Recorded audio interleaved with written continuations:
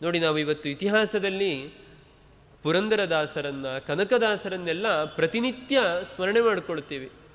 ಅವರು ಎಷ್ಟು ಸಂಪಾದನೆ ಮಾಡಿದ್ದಾರೆ, ಎಷ್ಟು ಹಣವನ್ನು ಗಳಿಸಿದರು.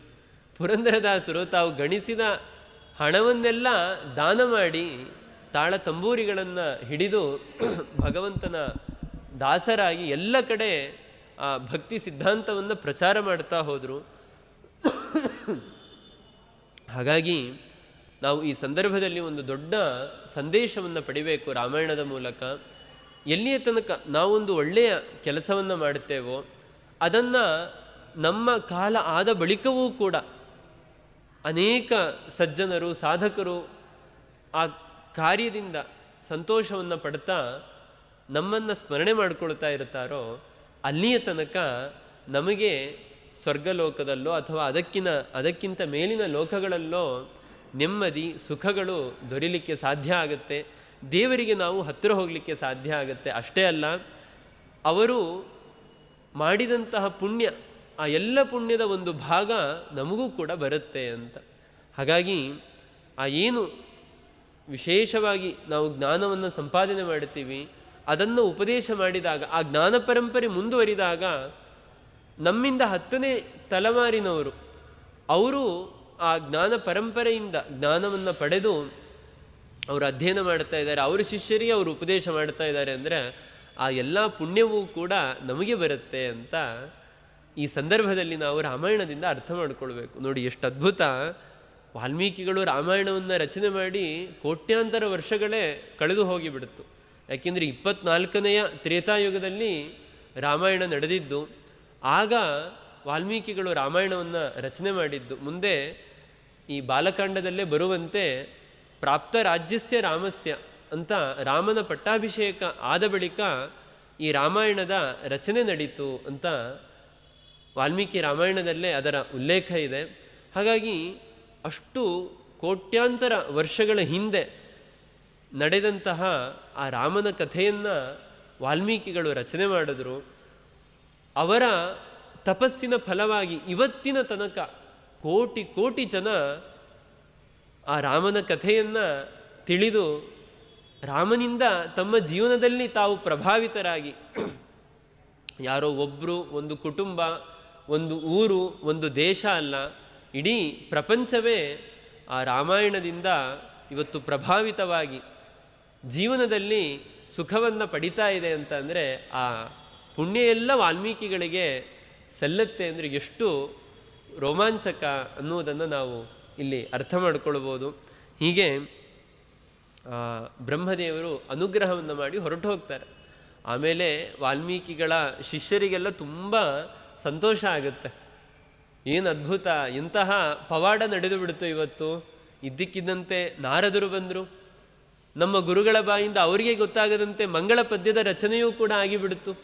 ಸತ್ಯಲೋಕದಿಂದ ಸಾಕ್ಷಾತ್ ಚತುರ್ಮುಖ ಬ್ರಹ್ಮದೇವರೇ ಬಂದು ಇಷ್ಟು ದೊಡ್ಡ ಆಶೀರ್ವಾದವನ್ನು ಮಾಡಿದ್ರು ಅಂತ ವಾಲ್ಮೀಕಿಗಳ ಶಿಷ್ಯರಿಗೆಲ್ಲ ಸಂತೋಷ ಆಯ್ತಂತೆ. ತಸ್ಯ ಶಿಷ್ಯಾಸ್ತತಸ್ಸರ್ವೇ ಜಗುಃ ಶ್ಲೋಕಮಿಮಂ ಪುನಃ ಮುಹುರ್ಮುಹುಃ ಪ್ರಿಯಮಾಣಾಃ ಪ್ರಾಹುಶ್ಚ ಭೃಶವಿಸ್ಮಿತಾಃ. ಮತ್ತೆ ಮತ್ತೆ ಆ ಶ್ಲೋಕವನ್ನು ಹೇಳ್ತಾ ಆ ಶಿಷ್ಯರೆಲ್ಲ ಕುಣಿದಾಡ್ತಾ ಸಂತೋಷವನ್ನು ಪಟ್ಟರಂತೆ. ಹೀಗೆ ವಾಲ್ಮೀಕಿಗಳು ಆ ಸಮಗ್ರ ರಾಮನ ಕಥೆಯನ್ನು ರಚನೆ ಮಾಡುತ್ತಾರೆ. ಕಾಮಾರ್ಥ ಗುಣಸಂಪನ್ನಂ ಧರ್ಮಾರ್ಥ ಗುಣವಿಸ್ತರಂ ಸಮುದ್ರಮಿವ ರತ್ನಾಢ್ಯಂ ಸರ್ವಶ್ರುತಿ ಮನೋಹರಂ. ರಾಮಾಯಣ ಅಂತ ಅಂದರೆ ಅದರಲ್ಲಿ ಕೇವಲ ರಾಮನ ಕಥೆ ಇದೆ ಅಂತ ನಾವು ತಿಳ್ಕೊಳ್ಳೋದಲ್ಲ. ಅದರಲ್ಲಿ ಧರ್ಮ, ಅರ್ಥ, ಕಾಮ, ಮೋಕ್ಷ 4 ಪುರುಷಾರ್ಥಗಳಿಗೆ ಸಂಬಂಧಪಟ್ಟಂತಹ ಎಲ್ಲ ಉಪಾಯಗಳನ್ನು ಕೂಡ ನಾರದರು ಹುದುಗಿಸಿಟ್ಟಿದ್ದಾರಂತೆ. ಅಂತಹ ರಾಮಾಯಣವನ್ನು ನಾವು ಅಧ್ಯಯನ ಮಾಡಿದ ಮೇಲೆ ಅದರ ಪ್ರಭಾವ ಎಂತಹ ಕಲ್ಲಿನ ಹೃದಯ ಇರುವ ವ್ಯಕ್ತಿಯ ಹೃದಯವನ್ನು ಕೂಡ ಕರಗಿಸುವಂತಹ ತಾಕತ್ತು ರಾಮಾಯಣಕ್ಕೆ ಇದೆ. ಅಂತಹ ರಾಮಾಯಣದ ಅಧ್ಯಯನದಿಂದ ನಮ್ಮ ಜೀವನವೇ ಬದಲಾಗಿ ಬಿಡುತ್ತೆ ಅಂತ ವಾಲ್ಮೀಕಿಗಳು ಹೇಳ್ತಾರೆ. ಹಾಗಾಗಿ ಆ ಸಮಗ್ರ ರಾಮನ ಕಥೆಯನ್ನು ರಾಗಬದ್ಧವಾಗಿ ವಾಲ್ಮೀಕಿಗಳು ಛಂದೋಬದ್ಧವಾಗಿ ಒಳ್ಳೆ ಶ್ರುತಿ ಲಯಕ್ಕೆ ತಕ್ಕಂತೆ ಹಾಡಲಿಕ್ಕೆ ಬರುವಂತೆ ರಚನೆಯನ್ನು ಮಾಡ್ತಾರೆ. ಹಾಗಾಗಿ ನಾವು ಸುಮ್ಮನೆ ಶ್ಲೋಕದಂತೆ ಹೇಳ್ತೀವಿ, ವಾಸ್ತವಿಕವಾಗಿ ತಾಳ ತಂಬೂರಿಗಳನ್ನು ಹಿಡಿದು ಶ್ರುತಿ ಹೇಗೆ ಸಂಗೀತ ವಿದ್ಯೆಯಿಂದ ರಾಗಬದ್ಧವಾಗಿ ರಾಮಾಯಣವನ್ನು ಹಾಡಬೇಕಂತೆ. ವಾಲ್ಮೀಕಿಗಳು ಸಮಗ್ರ ರಾಮಾಯಣವನ್ನೇನೋ ರಚನೆ ಮಾಡಿಬಿಟ್ರು. ರಚನೆ ಮಾಡಿದ ಮೇಲೆ ಯಾರು ಇದನ್ನು ರಾಗಬದ್ಧವಾಗಿ ಹಾಡ್ತಾರೆ ಅನ್ನುವ ತುಡಿತ ಅವರ ಹೃದಯದಲ್ಲಿ. ಯಾಕೆಂದರೆ ಯಾರೇ ಒಬ್ಬ ಕವಿ ಆಗಲಿ, ಅವನು ಏನೇ ಒಂದು ಕಾವ್ಯವನ್ನು ರಚನೆ ಮಾಡಿದ ಅಂದರೂ ಕೂಡ ಎಲ್ಲಿಯ ತನಕ ಜನ ಅದನ್ನು ಮೆಚ್ಚಿಕೊಳ್ಳೋದಿಲ್ವೋ ಅಲ್ಲಿ ತನಕ ಅವನಿಗೆ ಒಂದು ರೀತಿ ಹೃದಯದಲ್ಲಿ ಆತಂಕ ಆಗ್ತಾ ಇರುತ್ತೆ. ನಾನು ರಚನೆ ಮಾಡಿದ ಕಾವ್ಯವನ್ನು ಜನ ಇಷ್ಟಪಡ್ತಾರೋ ಇಲ್ಲೋ ಅನ್ನೋ ಆತಂಕ ಇರುತ್ತೆ.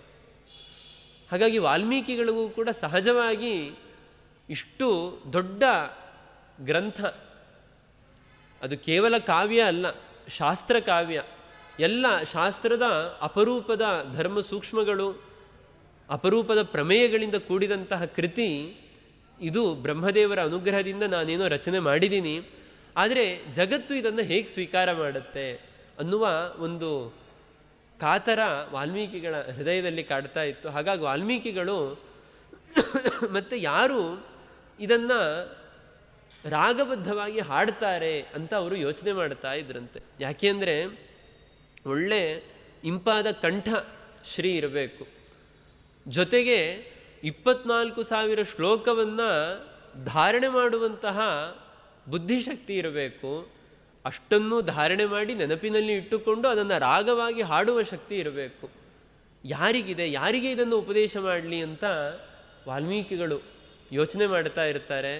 ಅದೇ ಕ್ಷಣಕ್ಕೆ ಸರಿಯಾಗಿ ಲವಕುಶರು ಬಂದು ವಾಲ್ಮೀಕಿಗಳ ಪಾದವನ್ನು ಮುಟ್ಟಿ ನಮಸ್ಕಾರ ಮಾಡ್ತಾರಂತೆ. ಓಹ್, ಇವರಂತಹ ಯೋಗ್ಯ ವ್ಯಕ್ತಿಗಳು ಇನ್ಯಾರು ಸಿಗ್ಲಿಕ್ಕೆ ಸಾಧ್ಯ ಅಂತ ವಾಲ್ಮೀಕಿಗಳಿಗೆ ತುಂಬ ಆನಂದ ಆಗುತ್ತೆ. ಲವಕುಶರೇ ಇದಕ್ಕೆ ಯೋಗ್ಯ ವ್ಯಕ್ತಿಗಳು. ನಾನು ರಚನೆ ಮಾಡಿದಂತಹ ರಾಮಾಯಣವನ್ನು ಸಮಗ್ರವಾಗಿ ಅವರಿಗೆ ಉಪದೇಶ ಮಾಡ್ತೀನಿ, ಮುಂದೆ ಅವರು ಜಗತ್ತಿನಲ್ಲಿ ಇದನ್ನು ಪ್ರಚಾರ ಮಾಡ್ತಾ ಬರಲಿ ಅನ್ನುವ ಉದ್ದೇಶದಿಂದ ವಾಲ್ಮೀಕಿಗಳು ಲವಕುಶರಿಗೆ ಅದನ್ನು ಉಪದೇಶ ಮಾಡ್ತಾರಂತೆ. ಉಪದೇಶ ಮಾಡಿದ್ರೆ ಸತು ಮೇಧಾವಿನೌ ದೃಷ್ಟ್ವಾ ವೇದೇಶು ಪರಿನಿಷ್ಠಿತೌ ವೇದೋಪಬ್ರಹ್ಮಣಾರ್ಥಾಯ ತಾವಗ್ರಾಹಯತ ಪ್ರಭು. ಒಂದು ಅದ್ಭುತವಾದ ಸಂಗತಿಯನ್ನು ಹೇಳುತ್ತೆ ರಾಮಾಯಣ. ಯಾಕೆ ಲವಕುಶರನ್ನೇ ಸಮರ್ಥರು ಅಂತ ವಾಲ್ಮೀಕಿಗಳು ಆರಿಸಿಕೊಂಡ್ರು ಅಂದರೆ, ರಾಮಾಯಣ ಅಂದರೆ ಸಾಮಾನ್ಯ ಕಾವ್ಯ ಅಂತ ತಿಳ್ಕೊಳ್ಬೇಡಿ. ವೇದ ಪ್ರಾಚೇತ ಸಾದಾಸೀತ್ ಸಾಕ್ಷಾತ್ ರಾಮಾಯಣಾತ್ಮನ. ಪ್ರಾಚೇತಸರು ಅಂದರೆ ವಾಲ್ಮೀಕಿಗಳು. ವಾಲ್ಮೀಕಿಗಳ ಮೂಲಕ ಸಮಗ್ರ ವೇದವೇ ರಾಮಾಯಣದ ರೂಪದಲ್ಲಿ ಭೂಮಿಗೆ ಇಳಿದು ಬಂದಿದೆ ಅಂತ.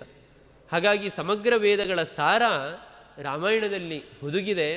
ಇಂತಹ ರಾಮಾಯಣವನ್ನು ರಾಗಬದ್ಧವಾಗಿ ಹಾಡಬೇಕು, ಅದನ್ನು 4 ಜನರಿಗೆ ಹೇಳಬೇಕು ಅಂತ ಅಂದರೆ ವೇದದಲ್ಲಿ ಆಳವಾದ ಪರಿಜ್ಞಾನ ಇರಬೇಕು ಅಂತ ಹೇಳ್ತಾರೆ.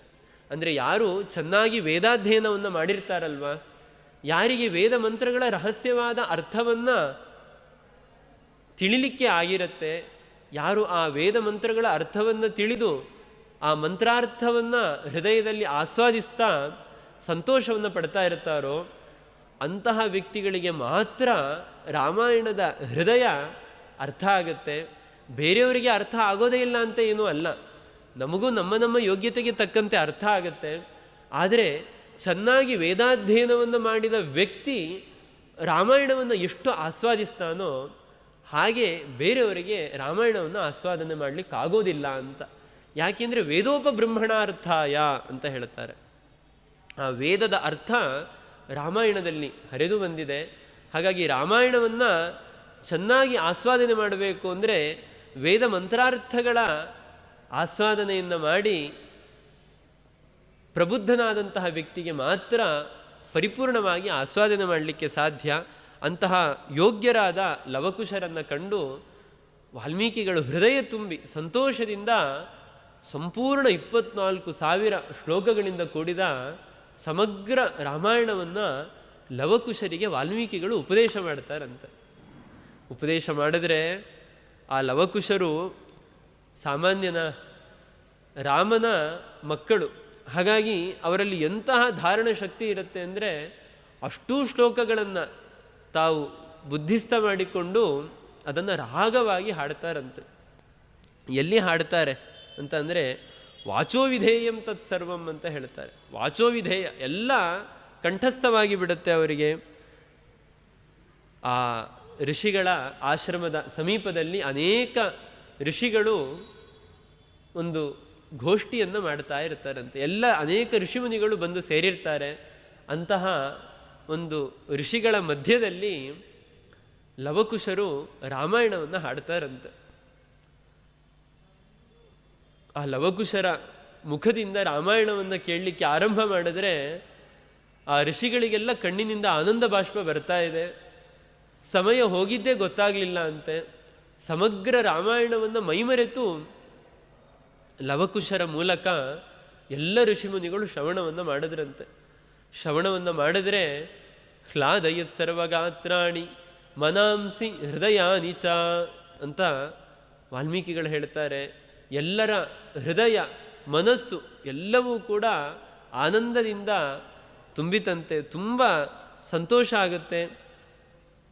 ತಚ್ಛ್ರುತ್ವಾ ಮುನಯಃ ಸರ್ವೇ ಬಾಷ್ಪ ಪರ್ಯಾಕುಲೇಕ್ಷಣಾ ಸಾಧು ಸಾಧ್ವಿತಿತಾವೂಚು ಪರಂ ವಿಸ್ಮಯಮಾಗತಾಃ. ಕಣ್ಣಿನಲ್ಲಿ ನೀರು ತುಂಬಿತು ಎಲ್ಲ ಋಷಿಗಳಿಗೆ. ಸಾಧು ಸಾಧು ತುಂಬ ಚೆನ್ನಾಗಿದೆ, ತುಂಬ ಚೆನ್ನಾಗಿದೆ ಅಂತ ಎಲ್ಲ ಋಷಿಗಳು ಆ ಮಕ್ಕಳನ್ನು ಹೊಗಳಿದ್ರಂತೆ. ಎಷ್ಟು ಸುಂದರವಾಗಿದೆ, ಎಷ್ಟು ಚೆನ್ನಾಗಿದೆ ರಾಮನ ಕಥೆ, ಎಷ್ಟು ಚೆನ್ನಾಗಿ ಹೇಳ್ತಾ ಇದ್ದಾರೆ ಈ ಮಕ್ಕಳು ಅಂತ ಅವರಿಗೆಲ್ಲ ತುಂಬ ಸಂತೋಷ ಆಗುತ್ತೆ.